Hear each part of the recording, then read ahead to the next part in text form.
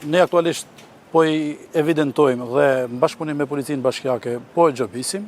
Qëllimi i kësaj nuk është që të gjobiten qytetarët, por një sensibilizim edhe për që të kena një bashkëpunim sa më të mirë me to, që mos pranë pikave të çojnë vetëm mbetjet organike dhe jo mbetjet e gjelbërta dhe orientisht shtëpiake. Për sa i përket rregullorës, mbetjet inerte, mbetjet e gjelbërta dhe orientisht shtëpiake mund të vendopozitohen vetëm në landfillin e Bushatit nga vetë qytetarët.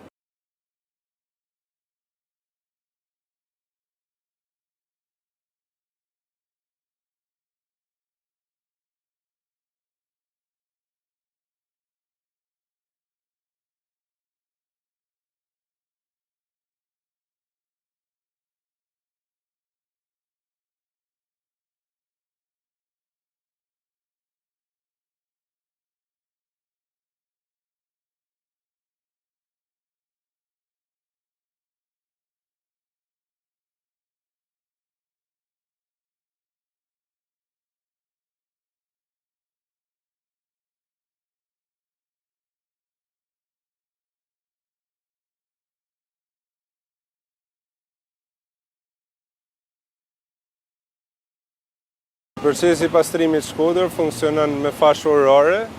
Janë aktualisht 2 makina që punojnë gjatë ditës dhe 4 makina që bëjnë evadimin e metjeve gjatë natës. Ne jemi të gatshëm për me marrë një qytet sa më të pastër sa vendi ku ne jetojmë, por problematikë kryesore për ne metet një hedhja e kutijave dhe metjeve të bizneseve, dhe 2 bllokimi i kalimit të mjeteve që realizojnë evadimin, sidomos gjatë natës, që është problem për me lajmëru njerëzit për me na hap rrugën, me na liru rrugën. Ne kemi për detyrë evadimin e kontinjerëve, të cilat janë vetëm për mjetjet urbane. Mjetjet urbane klasifikojmë me turinat e konsumit të familjeve dhe shpesh herë ne gjejmë që pranë kontinjerëve hidhen divana, hidhen lëndrësore, si kur e thot ju, hidhen krasitje pemsh.